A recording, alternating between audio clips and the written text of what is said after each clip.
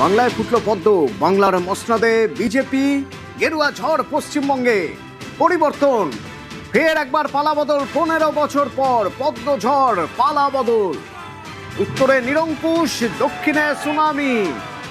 জয়ের হ্যাটট্রিকের পর থামল সবুজ রথ।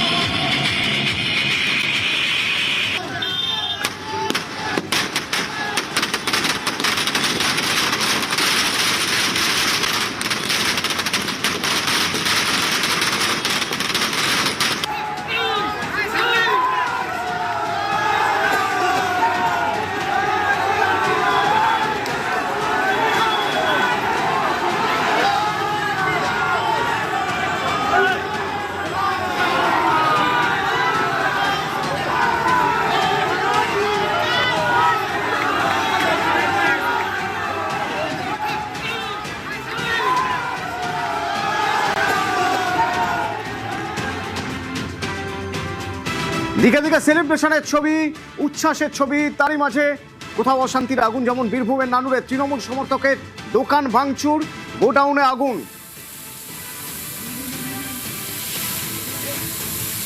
বিজেপির বিরুদ্ধে অভিযোগ, যা মানতে নারাজ বিজেপি।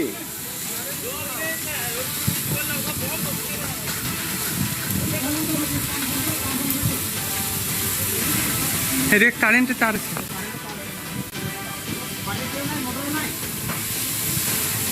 ইন্দ্রজিৎ আছে আমার সঙ্গে ফোনে। ইন্দ্রজিৎ, কি হয়েছিল? দেখো, একদম যেটা বলে রাখবো, যত কিন্তু ট্রেন্ড কিন্তু আরো সামনে চলে আসছে যে বিজেপি ক্ষমতায় আসছে। আর ঠিক তারপরেই দেখা যাচ্ছে যে নানুর বিধানসভা, যেখানে বারবার দেখা যাচ্ছে কখনো বিজেপি প্রার্থী এগিয়ে যাচ্ছে, কখনো বাবা তৃণমূল প্রার্থী এগিয়ে যাচ্ছে। ঠিক তখনই কি দেখা গেল যে বিধানসভা কিন্নাহার এলাকা, কিন্নার বাসস্ট্যান্ড এলাকা, সেখানে একটা তৃণমূলের সমর্থকের একটি গুমটি দোকান ছিল, যেখানে তিনি তার ব্যবসা রুটি করে খেতেন। ঠিক সেই দোকানটিকে ভাঙচুর করা যায়। ঠিক তার পাশেই আরো এক তৃণমূল সমর্থকের একটি কাঠের গোদাম ছিল, যে কাঠের গোদামকে আগুন ধরিয়ে দেওয়া হয়েছে। এবং তৃণমূলের পক্ষ থেকে সরাসরি অভিযোগ করা হচ্ছে যে এই ঘটনার সঙ্গে বিজেপি কর্মী সমর্থকরা যুক্ত, কারণ তাদের উচ্ছ্বাসে এসে তারা কিন্তু এই ধরনের ঘটনায় ঘটিয়েছে। যদিও বিজেপির পক্ষ থেকে দাবি করা হচ্ছে এই ঘটনার সঙ্গে বিজেপি কোনোভাবেই যুক্ত নয়, কারণ এই ঘটনার সঙ্গে যুক্ত হচ্ছে তৃণমূলের অন্তর্দ্বন্দ্ব। কারণ একদম প্রকাশ্যে চলে আসে সবসময়তেই সংবাদ শিরোনামে থাকে অনুব্রত মণ্ডল এবং কাজল শেখের গোষ্ঠী। আর সেই গোষ্ঠী সংঘর্ষের কারণে এই ধরনের ঘটনা ঘটেছে। এই সঙ্গে বিজেপি কোনোভাবেই যুক্ত নয়, কারণ বিজেপি ক্ষমতা এলেও তারা সংযত, তারা তাদের কর্মী সমর্থকদেরকে তারা কোনোভাবে হিংসাতে জড়াতে বারণ করেছে, এমনটাই কিন্তু বিজেপির পক্ষ থেকে দাবি করা হচ্ছে। ধন্যবাদ।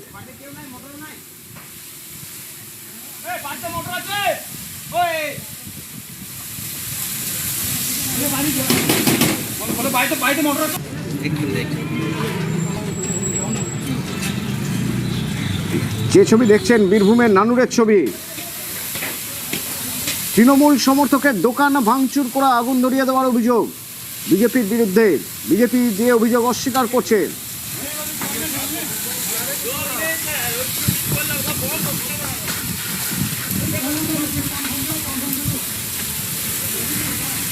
কারেন্টে তার আছে।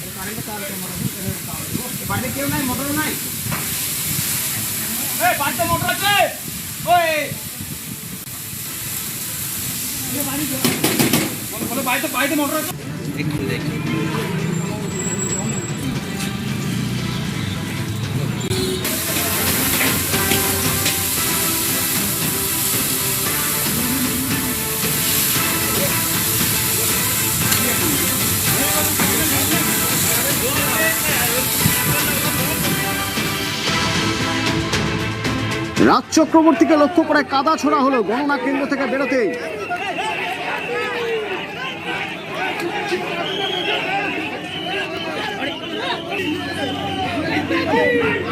বিজেপির বিরুদ্ধে কাদা ছোড়ার অভিযোগ।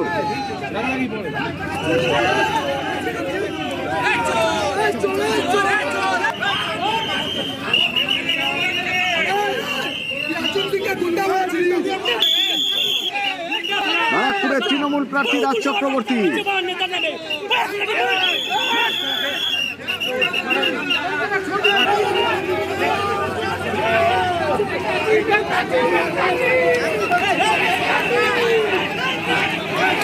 অরুণ আছে আমার সঙ্গে ফোনে। অরুণ, এটা কোথাকার ঘটনা? দেখো, ব্যারাকপুর বিধানসভা কেন্দ্রের ঘটনা এটা। রাষ্ট্রীয় সৈন্যনাথ কলেজে যখন কাউন্টিং ছিল, ঠিক সেই সময় রাজ চক্রবর্তী অনেকটা ভোটে পিছিয়ে পড়ে। এরপর তিনি কিন্তু তার সমস্ত যারা ছিল তারা কিন্তু তার সঙ্গে বেরিয়ে যাওয়ার সময় তাকে বিজেপি কর্মী সমর্থক ঘিরে ধরে জয় শ্রীরাম স্লোগান দেয়। তারপর কিন্তু চোর চোর বলে স্লোগান দেওয়া শুরু হয়।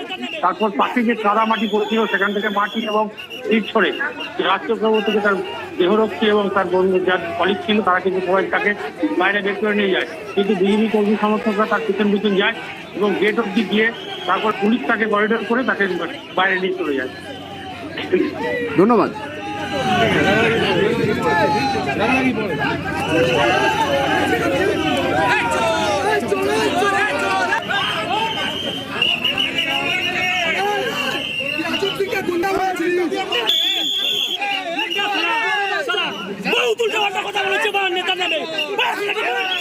নন্দীগ্রাম, শুভেন্দু অধিকারী নন্দীগ্রামে জয়।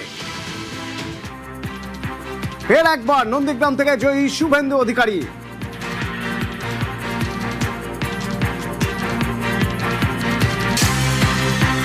একুশে নন্দীগ্রাম থেকে জয় পেয়েছিলেন শুভেন্দু অধিকারী, এবার 26-এও জয়ী শুভেন্দু অধিকারী। সুজিত ভৌমিক সরাসরি আমার সঙ্গে নন্দীগ্রাম থেকে রয়েছেন। সুজিত, নন্দীগ্রাম বাংলার রাজনীতির ইতিহাসে এক অন্যতম নাম, সেই নন্দীগ্রাম আবার একবার শুভেন্দু অধিকারী। শেষ মার্জিন কত ছিল? সঙ্গে যারা রয়েছেন নিঃসন্দেহে উচ্ছ্বসিত, তাদের বক্তব্য শুনবো। হ্যাঁ সুজিত, প্লিজ।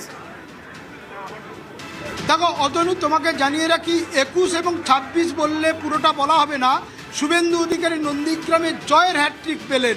তিনি কিন্তু 2016-র বিধায়ক ছিলেন নন্দীগ্রামে, 2021-এও জয় পেয়েছিলেন এবং এবারের অর্থাৎ আজকেও দেখা গেল গণনা কেন্দ্রের সামনে দাঁড়িয়েছি, উচ্ছ্বাস যেটা দেখা যাচ্ছে শুভেন্দু অধিকারীর জয় নিয়েই উচ্ছ্বাস।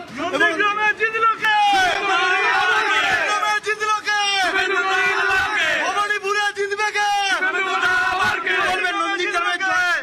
নন্দীগ্রামের চোখ রাঙানো বাপ্পাদিত্য গর্গ থেকে শুরু করে খুদ যে প্রার্থী আগামী কাল পর্যন্ত গতকাল পর্যন্ত মানুষকে চোখ রাঙিয়েছে, শাসানি দেখিয়েছে, ঘর দর ভাঙাবে এবং কি তাকে ব্যবসা করতে দেবে না। রক্ত চক্ষু উপেক্ষা করে মানুষ ভোট দিয়েছে। মানুষ ভারতীয় জনতা পার্টিকে চিহ্নিতকরণ করেছে যে জিতাবো আর উন্নয়নের লক্ষ্যে এবং সামাজিক সুরক্ষার। কতটা আনন্দ পাচ্ছ? ভীষণ ভীষণ আনন্দিত, ভীষণ। আমরা মাটি চোরকে হারিয়েছি, কথা দিয়েছিলাম যখন ওই পবিত্রকর যখন ও দল ছেড়ে চলে গিয়েছিল, কথা দিয়েছিলাম ওকে হারাবো। আজকের ক্যামেরার সামনে কথা রাখতে পেরেছি এবং আমার বুথের পঞ্চায়েত মেম্বার ও নিজের ভবিষ্যৎটার দিকে তাকাক, ও পঞ্চায়েতে থাকবে কি থাকবে না। বেশি ডেফিসিট দেখিয়েছি, তোমরা লিড পেয়েছো, আমরা বেশি লিড দেখেছি, এমনি আমরা লিড ছিলাম আরো বেশি। দেখো বলে রাখি অতনু, শুধু ওর বুথে নয়, পবিত্রর বুথে নয়, শুভেন্দু লিড পেয়েছে ওই অঞ্চল অর্থাৎ বয়াল 1 নম্বর অঞ্চল এবং 2 নম্বর অঞ্চলেও। এবং এই যে তার যে লিড পাওয়া সেটাকে কিন্তু তাদের উজ্জীবিত করছে এবং সবার নজর ছিল যে একদিকে ভবানীপুরের প্রার্থী, অন্যদিকে শুভেন্দু অধিকারী নন্দীগ্রামের প্রার্থী, তার কি জয়ের হ্যাট্রিক হবে? হলো। শেষ পর্যন্ত টান টান যে একটা উত্তেজনা ছিল এবং নজর কাড়া কেন্দ্র নন্দীগ্রামের গণনা কেন্দ্র, এই যে হলদিয়ায় দাঁড়িয়ে রয়েছি অতনু, সেখানেই কিন্তু এখনই খবর এলো যে আবারও জয় পেলেন শুভেন্দু অধিকারী, জয়ী হলেন শুভেন্দু অধিকারী। নন্দীগ্রাম কেন্দ্র থেকে তিনি পুনরায় বিধায়ক হলেন। 2016, 2021-এর পর 2026-এও তিনি কিন্তু এই কেন্দ্র, এই বিধানসভা কেন্দ্র থেকে তিনি বিধায়ক হলেন এবং সেই বিধায়ক হওয়ার আনন্দে বলা যে বিজয় উল্লাস।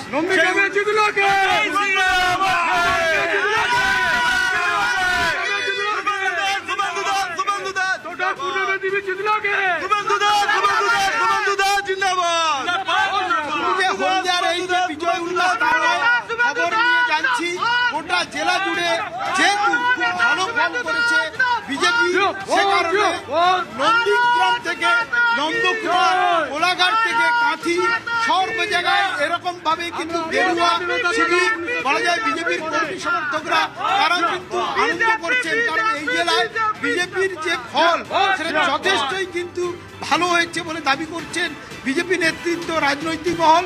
শুভেন্দুর জেলা নন্দীগ্রামের জেলায় শুধু নন্দীগ্রাম কেন্দ্র নয়, এই জেলার প্রতিটি আসনে রীতিমতো দাপট দেখালো বিজেপি প্রার্থীরা।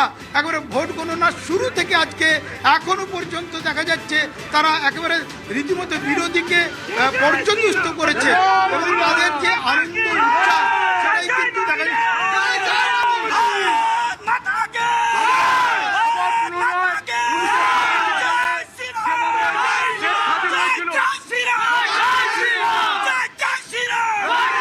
এই গেল নন্দীগ্রামের ছবি। এবার একবার পানিহাটির ছবি দেখা যাক। পানিহাটিতে জয়ী রত্না দেবনাথ, বিজেপি প্রার্থী রত্না দেবনাথ। লড়াইয়ের জন্য বলুন। সুবীর আছে আমার সঙ্গে। সুবীর, পানিহাটিতে রত্না দেবনাথের জয়ী, ব্যবধান কত? অতটুকা নির্বাচন কমিশনের তরফ থেকে এখনো পর্যন্ত যেটা জানা গিয়েছে, এখনো রত্না দেবনাথ বিজেপি পানিহাটি বিধানসভার তার এখনো একটি রাউন্ড বাকি রয়েছে, কিন্তু প্রায় 12 রাউন্ড কিন্তু হয়ে গিয়েছে। প্রায় 28,000-এর বেশি ভোটে কিন্তু প্রায় জয়ী বলা যায় রত্না দেবনাথ বিজেপি প্রার্থী। কিন্তু এখনো পর্যন্ত এক রাউন্ডের গণনা চলছে। এখনো পর্যন্ত এক্সাক্ট ফিগারটা নির্বাচন কমিশনের দপ্তর থেকে আমাদেরকে জানানো হয়নি। কিন্তু রত্না দেবনাথের এই যে জয়ের যে উল্লাস, এটা কিন্তু বিজেপি কর্মী সমর্থকরা তার বাড়ির সামনে তারা আবির খেলছেন এবং তারা জয় শ্রী রাম স্লোগান শুরু তার বাড়ির সামনে দিচ্ছেন। পাশাপাশি তবে জানি নাকি মহিলা পুরুষ সমর্থক যারা রয়েছেন বিজেপির, তারাও কিন্তু এই উল্লাসে সামিল হয়েছেন। পাশাপাশি রত্না দেবনাথ তিনি যেটা বলেছেন যে এই যে জয়, তিনি কিন্তু পানিহাটি বাসী সহ রাজ্যের বিভিন্ন যে সমস্ত মানুষ রয়েছে যারা এই অভয়ের যে বিচারের জন্য তারা ছিলেন তাদের কি উৎসর্গ করলেন, এমনটা জানিয়েছেন রত্না দেবনাথ। ধন্যবাদ।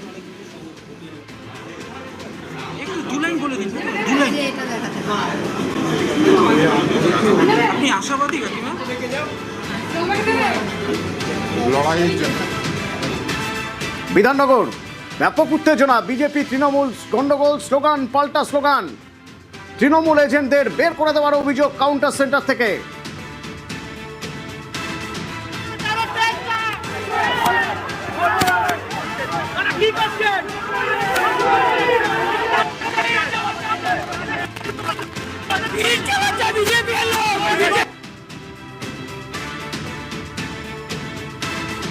অনুপ আছে আমার সঙ্গে। অনুপ, কি অবস্থা ওখানে, কি হয়েছিল? তৃণমূলের যে কার্যালয় সেখানে সামনে কিন্তু একেবারে লক্ষ্য করা যাচ্ছিল যে বারবার যখন একাধিক যে তৃণমূল প্রার্থী পিছিয়ে ছিল সেই সময় কিন্তু জয় বাংলা তখন তৃণমূল স্লোগান দিচ্ছিল, সেই সময় কিন্তু বিজেপির পক্ষ থেকে একই রকম স্লোগান দেওয়া হচ্ছিল এবং তৃণমূলের পক্ষ থেকে অভিযোগ করা হচ্ছিল সেই সময় জোর করে তাদের কাউন্টিং সেন্টার নির্বাচনী যে এজেন্ট তাদেরকে বের করে দেওয়া হচ্ছিল। সেই নিয়ে মূলত গন্ডগোলের সূত্রপাত। এর পরবর্তী ক্ষেত্রে বিজেপি কর্মী সমর্থক তারা কিন্তু তৃণমূলের যে নির্বাচনী কার্যালয় করা হয়েছে তার সামনে এসে বারবার কিন্তু স্লোগান দিতে থাকে, তাই নিয়ে কিন্তু গন্ডগোলের সূত্রপাত হয়। এরপরে বিজেপির পক্ষ থেকে বলা হয় একাধিক বাইকে করে তারা এসে যখন জড়ো হয়, তৃণমূল পাল্টা অভিযোগ করছে সেই সময় তাদেরকে লক্ষ্য করে ইট ছোড়া হয় বলে এমনটা অভিযোগ করে। এরপরেই কিন্তু পুলিশ বাহিনী বিধাননগর, অন্যদিকে কেন্দ্রীয় বাহিনী তারা ইতিমধ্যে তাদেরকে সরিয়ে দেয়। কিন্তু এখনো পর্যন্ত সকালের পর থেকে যখন থেকে তৃণমূল প্রার্থীরা পিছিয়ে রয়েছে, এখনো উত্তরমূলক পরিস্থিতি রয়েছে।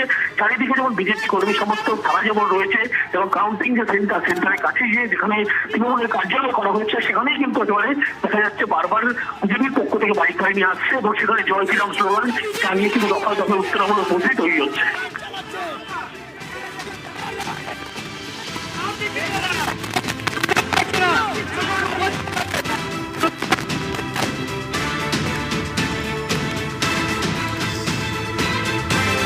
বারাসাত, এবার বারাসাতের ছবি দেখব। তৃণমূলের ক্যাম্প অফিসে হামলা। বারাসাত পুরসভা চেয়ারম্যানের গাড়ি ভাঙচুর, বিজেপির বিরুদ্ধে অভিযোগ অস্বীকার বিজেপি। জিয়াউল আছে আমার সঙ্গে। জিয়াউল, কিভাবে ঘটলো ঘটনা? একদম দেখো, বারাসাতের একাধিক যে শাসক দল তৃণমূল কংগ্রেসের যে পার্টি অফিস বা ক্যাম্প অফিস ছিল, সেই ক্যাম্প অফিসে যথেষ্ট পরিমাণে ভাঙচুর করা হয়। 4, 26 এবং বারাসাত যে কাউন্টিং সেন্টার তার 100 মিটারের পাশেই কিন্তু একেবারে তৃণমূল একটি কাউন্টিং সেন্টার অর্থাৎ ক্যাম্প অফিস ছিল।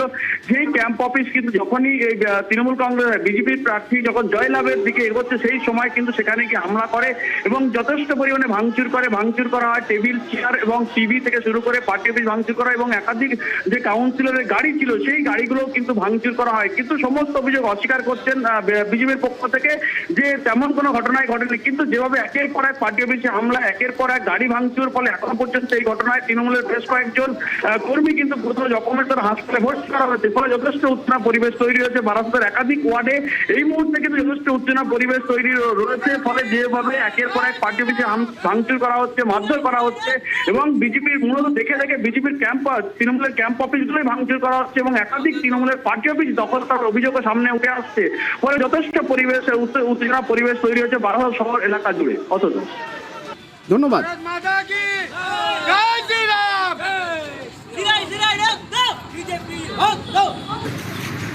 দক্ষিণ দিনাজপুর গঙ্গারামপুর তৃণমূল নেতার মাথায় কোপ, বিজেপি কর্মীদের বিরুদ্ধে হামলার অভিযোগ। আক্রান্ত নেতা ভর্তি গঙ্গারামপুর হাসপাতালে। হামলার অভিযোগ অস্বীকার বিজেপি।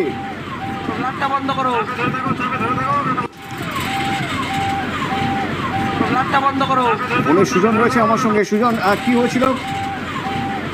অতনুদা, তোমাকে জানিয়ে রাখি যে আজ দক্ষিণ দিনাজপুর জেলার গঙ্গারামপুরে যে মহারাজপুর এলাকা, সেই মহারাজপুর এলাকার যে স্থানীয় তৃণমূল নেতা পরেশ বসাক, সেই পরেশ বসাককে লক্ষ্য করে ধারালো অস্ত্র দিয়ে মাথায় কোপ বসায় বিজেপি কর্মী সমর্থক, এমনই অভিযোগ তুলেছেন তৃণমূল কর্মীরা। তাদের আরো অভিযোগ যে দীর্ঘদিন ধরে এই পরেশ সরকার তাদের এলাকায় অত্যাচারী করেছিল, তার পরিপ্রেক্ষিতে কিন্তু এমন ঘটনা ঘটেছে বলে তৃণমূল দাবি করছেন। এবং পাশাপাশি তোমাকে জানিয়ে রাখি, এই যে যখন মাথায় তার ধারালো অস্ত্র দিয়ে কোপ মারে, তার পরপরই কিন্তু রক্তাক্ত অবস্থায় সে মাটিতে লুটিয়ে পড়ে। পরিবারের লোকজনেরা তাকে উদ্ধার করে গঙ্গারামপুর সুপার স্পেশালিটি হাসপাতালে ভর্তি করান এবং সেখানে কিন্তু তার বর্তমান চিকিৎসা চলছে। যদিও এই পুরো বিষয়টি কিন্তু অস্বীকার করেছে বিজেপি যে এই ধরনের ঘটনা তৃণমূল বিজেপি সমর্থিত কর্মীরা করেননি। মতুয়াগড়, যেখানে নাগরিকত্বের আশ্বাস, সেই নাগরিকত্বের আশ্বাসেই বাজিমাত। একচেটিয়া জয় বলা যেতে পারে বিজেপির। ফের ঢালাও নাগরিকত্বের আশ্বাস শান্তনু ঠাকুরের। রেল মানচিত্রে বাগদাকে জোড়ার আশ্বাস। এই জয় মানুষের জয়, এই জয় ভারতীয় জনতা পার্টির জয়, এই জয় প্রধানমন্ত্রীজির জয়, গৃহমন্ত্রীজির জয়, সমগ্র বঙ্গবাসীর জয়, অবশ্যই মতুয়াদের জয়। কেননা মতুয়া গড়ে টিএমসি পুরো মুখ থুবড়ে পড়েছে। পাবে কি? মতুয়ারা নাগরিকত্ব তো পাচ্ছেই, আরো এর ফ্লো বাড়বে, কারণ স্টেট গভর্নমেন্ট আমাদের সাথে সহযোগিতা করেনি, অন্যান্য ভাবে ঘুরিয়ে পেঁচিয়ে দেওয়া হচ্ছিল। এখন পুরো ডাইরেক্ট স্টেট গভর্নমেন্ট করবে, তো ঢালাও নাগরিকত্ব পাবে। রেল তো হবেই বাগদায়, সরকারে আসছে যেহেতু, স্টেট গভর্নমেন্টের সহযোগিতা আর সেন্ট্রাল গভর্নমেন্ট তো দিয়ে রেখেছেই, মাননীয় অশ্বিনী বৈষ্ণবজি তো দিয়ে রেখেছেন। তো বাংলায় ফেন্সিং না হলে অনুপ্রবেশ হচ্ছিল, সেটা ভারতীয় জনতা পার্টি এসে বন্ধ করবে। ফেন্সিং হবে, সুন্দরভাবে বাংলা চলবে, যাতে এই অনুপ্রবেশকারীরা না ঢুকতে পারে। ওদিকে ভাঙড়, ফের জয়ী নওশাদ সিদ্দিকী, আইএসএফ এর নওশাদ সিদ্দিকী জয়ী শওকত মোল্লাকে হারিয়ে, এবং তারপরেই সেখানে উচ্ছ্বাস।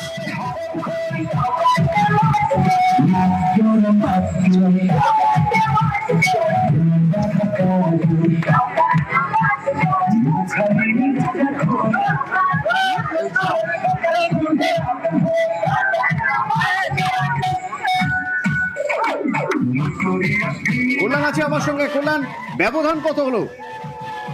একেবারে রতনদা, এখনো যে ব্যবধানের ম্যাজিক ফিগার, সেই ম্যাজিক ফিগার এখন হাতে এসে পৌঁছায়নি। তবে ইতিমধ্যেই যে সমস্ত কাউন্টিং, তৃণমূলের কাউন্টিং এজেন্ট ছিল বা আইএসএফ এর যে সমস্ত কাউন্টিং এজেন্ট ছিল, তারা কিন্তু একে একে সবাই বেরিয়ে গেছে। যে প্রক্রিয়া হচ্ছে কাউন্টিং এর, তার এখনো বেশ কিছুটা সময় লাগবে ফাইনাল রেজাল্ট আসতে। তবে এই মুহূর্তে যেটা খবর, আইএসএফ এর যে মিছিল, সেখানে কাইজার আহমেদকে দেখা যাচ্ছে। একেবারেই যে আইএসএফ এর যে বিজয় উল্লাস হচ্ছে, আইএসএফ এর প্রার্থী নওশাদ সিদ্দিকী জয়ী হয়েছে, এই খবর যখন এলাকায় পৌঁছায়, সেই খবর এলাকায় পৌঁছাতেই কিন্তু আনন্দে মেতে উঠেছে আইএসএফ এর কর্মী সমর্থকরা। যে বাগানাইট এলাকা রয়েছে, সেই বাগানাইট এলাকাতে আইএসএফ কর্মী সমর্থকরা যখন নাচ করছিল, বিজয় উল্লাস করছিল, সেই সময় কিন্তু সেখানে যান কাইজার আহমেদ।